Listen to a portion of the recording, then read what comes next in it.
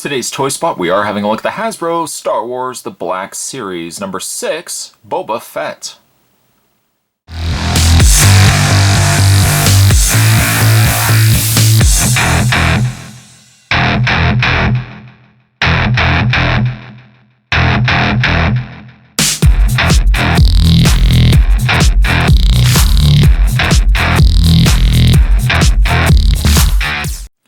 Yes, everybody I'm sure knows the story of Boba Fett. He is the hardest figure to get in this entire line of 4 figures. While Greedo, Han Solo, and really for that matter, Princess Leia in her slave outfit were very easy to find and can still be found in stores. I think poor Boba Fett here was a 1 figure per case situation. So if you were lucky enough to find him, Spot found him once. I went to Walmart, they had him. I thought to myself, I don't know, maybe I should come back, maybe if I change my mind. Came back, he was gone, and that was the last time I saw him. Luckily, a good friend of mine, the Review Revolution, was able to pick him up and sent this my way. So thank you very much, sir, for taking the time and picking this up. Definitely happy to finally get Fett. This is recommended for ages 4 and up. Now, the thing also with the Black Series of figures that they're 6-inch figures for starters. They're taller than the standard 3 3/4-inch figures that we are used to seeing with Star Wars. But these are also higher-end figures as well. These figures will cost you anywhere from $22 to about $25, depending on what retail stores you find these guys at. I think, if anything, they are definitely geared towards the real passionate Star Wars fans that are definitely wanting to get more super detailed figures, and for that matter, figures that collectors that are going to be wanting to pick these up in 6-inch versions rather than 3 3/4-inch versions. On the back of the package, I guess that looks like a scene from Empire Strikes Back at Cloud City, perhaps. It says the notorious bounty hunter Boba Fett prepares to deliver the carbonite-frozen Han Solo to Jabba the Hutt. He's no good to me dead. That's what he said. He's no good to me dead. Now, granted, though, poor George Lucas. Why George Lucas? In George Lucas' attempt to rewrite history, the original actor who did the voice of Boba Fett was recast. And they got the guy who did Jango Fett and all the clones and all that stuff. That Spot really doesn't like the Clone Wars stuff.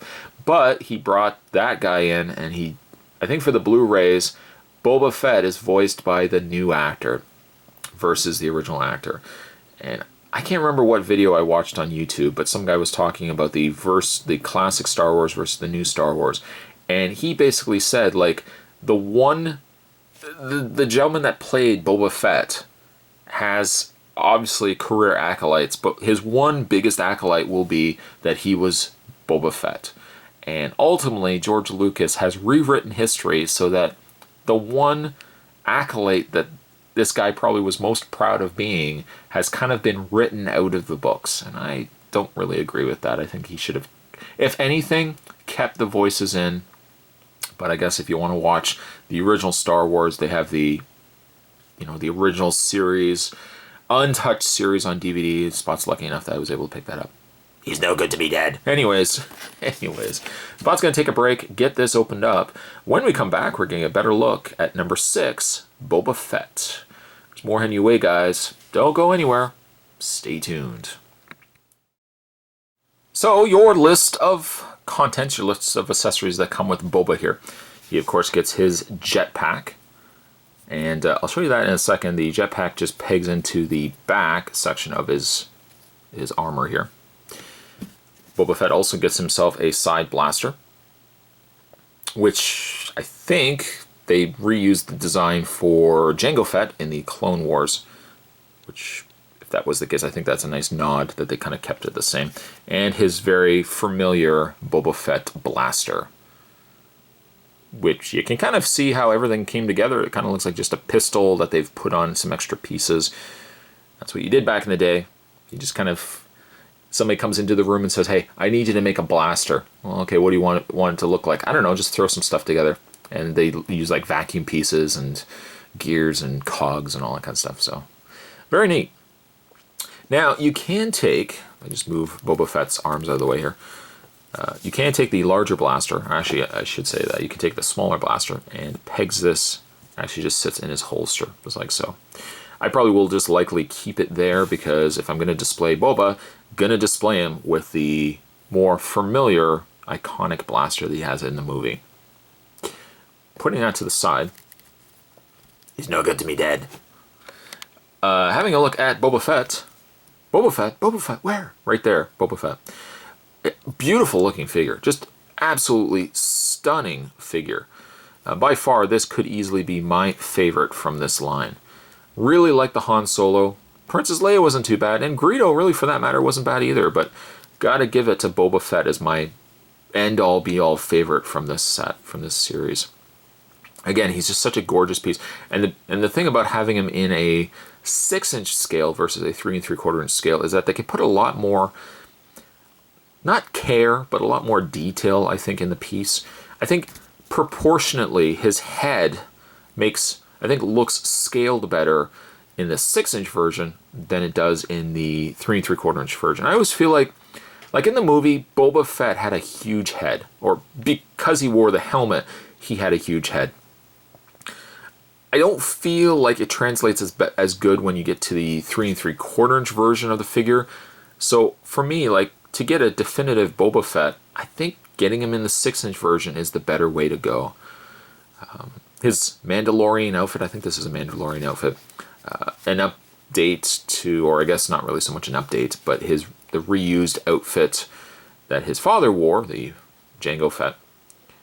It's, again, a really, really nice piece. And again, because you have all the details that you can cram into a 6-inch figure, you can see a lot of these details a lot better on this scale than smaller scale. Right down to the logo there, the crest, the Mandalorian crest. You can see all the scratches and where the paint's been removed on his helmet. Scratches on the side there. Now his visor scope doesn't actually move down. It's just a rubber piece, which I'm fine. I would never have Boba Fett with this down anyways. Some nice scratches. Kind of looks like little bullet holes. Little areas where the paint's been chipped off. The area's been chipped off on the side there, or on the front armor plates there as well. Just such a nice piece. Now his belt is a loose piece. It's separate from the rest of Boba Fett. I don't see an area, or actually it might be right there. I was going to say I don't see an area where you can actually unpeg this, but really, why would you want to unpeg, the holster here? And then of course he's got his Boba Fett little side cape sash that he wears. You can just blow it in the wind. But you can take, let's move that to the side, you can take his backpack. Once again, there's a little peg there. Go to the peg hole, put the two together, and just fit it into place here. A little bit of pressure, make sure this cape's kind of out of the way there. And there you have a completed Boba Fett. Complete with his blaster. Just take that and put it into his hand. Like so. Now you have to watch this side piece right here. Luckily the blaster is rubbery, so you don't have to worry too much that it's gonna warp and bend it, but you do have to be careful putting this in his hand. Something that really is much easier to accomplish when you can pause the camera and do it off camera. But there you have Boba Fett with his classic blaster. Now, as it stands right now, we got ourselves an SDCC, San Diego Comic-Con Black Series Jabba the Hutt, and this would be such a great accompanying piece. Not that Boba Fett has to be second to anybody, but to have Slave Leia, on the side of Jabba's palace's platform, Boba Fett on the side. I mean, really, you can start filling out an incredible display piece. For Boba Fett's articulation, we'll just take the blaster out of his hand. Once again, because these are the 6-inch Black Series figures, you're getting super articulated figures above and beyond super detailed figures as well. Now his head is on a ball joint. Now it looks like there's a ball hinge joint, so not only can you get the full benefits of a ball joint socket, but because it's also a hinge socket too, you can move the head quite a bit higher up, quite a bit lower down.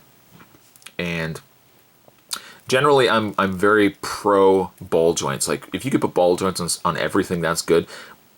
But the real icing on the cake is when you can get a ball hinge socket. The hinge definitely gives you a lot more clearance, a lot more movement than you would just normally get. And just in case you are wondering, there is nothing on the inside of his helmet. It's completely empty. Shoulders are equally on a ball hinge socket too. They rotate out, forward and back. He does have a hinge socket shoulder, or hinge socket forearm, but you do have to be careful. You have to really gauge where that hinge currently is. You see how it's forward right now? That will allow the elbow to bend. If, for example, you had the hinge this way and you try to move the arm forward, of course you're going to be adding a lot of resistance. You probably also can see there he has a swivel in the sleeve area here. So he has a swivel here, a bend here, and then again he's got a hinge, a swivel here as well. So he's got a swivel there and a swivel there. He's got a pin, a ball socket hinge joint as well on his wrists. The upper torso is on a ball joint. And then the legs go forward, back, out. Now, because he's got these front pockets, it's going to be hard. He's got a front pocket on his leg, front pocket on his belt. Really hinders being able to move the legs forward. But the legs do move back very, very easily. Legs move out. Has a swivel in the thigh. He has a double bend at the knee, but the hinge is below the knee pad and above the knee pad, which was a smart way that they concealed that joint. And then also he's got a hinge and rotation in the foot. Slight pivot too, which is also a good way to have a foot articulation. Kind of gives you an easier way to kind of have him lunge, or if you wanted to have him crouched with his blaster in hand, that would be a good look as well. The one thing this figure really deserved was a display. Somewhere that you could peg his jetpack into like a clear rod. Like if they had given you a clear display stand, you could have had Boba Fett flying, via his jetpack here. That would have been a good way to display the figure. But still, he turned out phenomenal. I really, really love this figure. It's a shame he was one per case. The scalpers certainly went to town getting this guy. Let's actually put his other blaster in his hand. The scalpers definitely went to town picking up as many of these guys as they could, the sneaky jerks.